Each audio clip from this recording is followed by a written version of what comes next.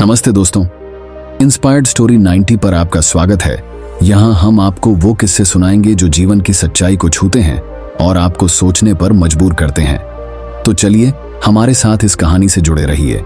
आधुनिक जीवन की भागदौड़ में शांति के पल पाना एक विलासिता की तरह लग सकता है, फिर भी बौद्ध शिक्षाओं का प्राचीन ज्ञान दैनिक जीवन के तूफानों के बीच मन को शांत रखने के बारे में कालातीत मार्गदर्शन प्रदान करता है।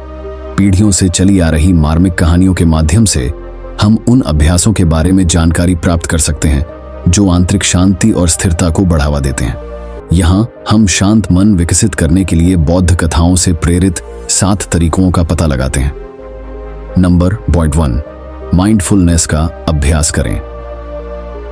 सावत्थी के हलचल भरे शहर में किसागौतमी नाम की एक युवती रहती थी।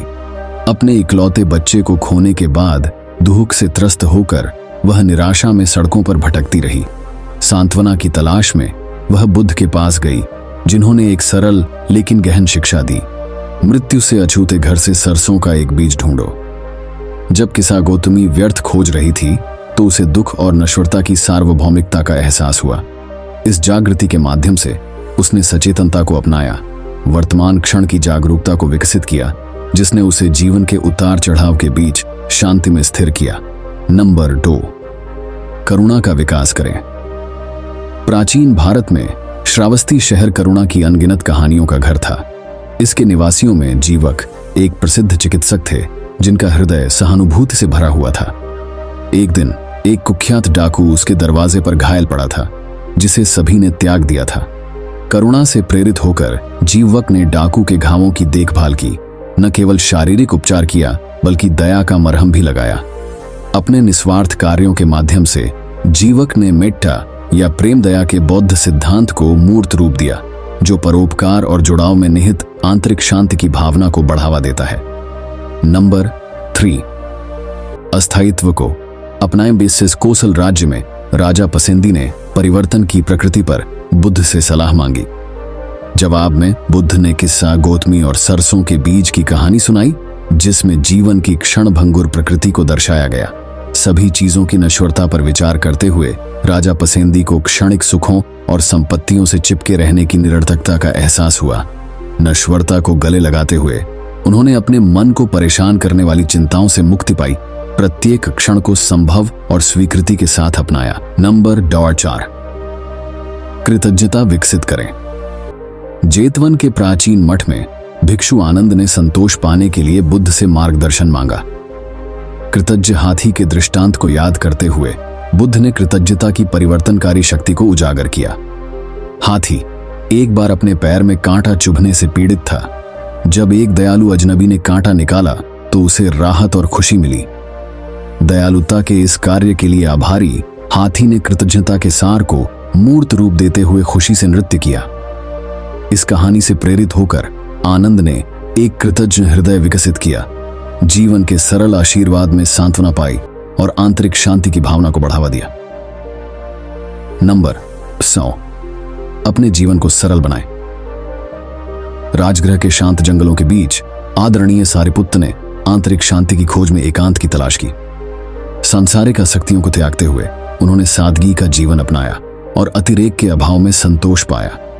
अनासक्ति पर बुद्ध की शिक्षाओं पर विचार करते हुए सारिपुत्त ने महसूस किया कि सच्ची स्वतंत्रता संपत्ति इकट्ठा करने में नहीं बल्कि उसे छोड़ देने में निहित है। अपने जीवन को सरल बनाते हुए उन्होंने भौतिक संपदा की मांगों से मुक्त होकर आंतरिक अनुभव की समृद्धि में शरण ली।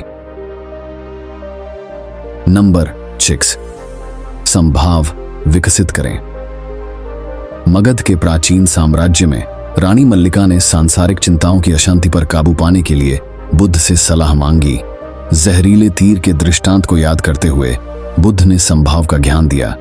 जिस तरह जहरीले तीर से घायल व्यक्ति सबसे पहले तीर को हटाने की कोशिश करता है, न कि उसके कारणों के बारे में पूछताछ करता है, उसी तरह दुख के कारणों पर ध्यान देने के बजाय उसे दूर करने पर ध्यान देना चाहिए।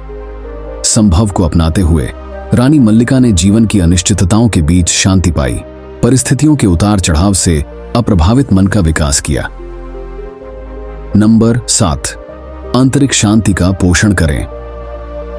वेलवन के शांत उपवनों में बुद्ध अक्सर ध्यान में लीन हो जाते थे।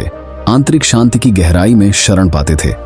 सांसारिक विकर्षणों की अराजकता के बीच उन्होंने मन को शांत करने में ध्यान और एकाग्रता की शक्ति का प्रदर्शन किया। उनके पद चिन्हों पर चलते हुए अनगिनत शिष्यों ने ध्यान के अभ्यास में सांत्वना पाई, आंतरिक शांति की गहन भावना का पोषण किया। भीतर की ओर मुड़ने और आंतरिक शांति का विकास करके उन्होंने जीवन की कर्कशता के बीच शांति का एक अभयारण्य खोज लिया।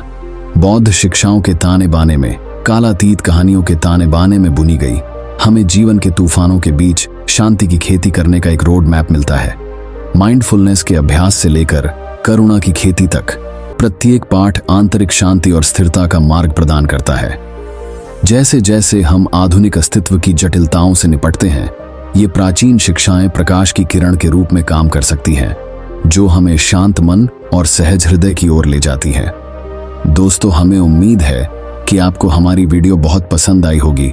अगर वीडियो पसंद आई हो तो वीडियो को लाइक और एक मित्र के साथ शेयर जरूर करें और ऐसे ही ज्ञानवर्धक वीडियो देखने के लिए हमारे चैनल से जुड़े। धन्यवाद। नमो बुद्धाय।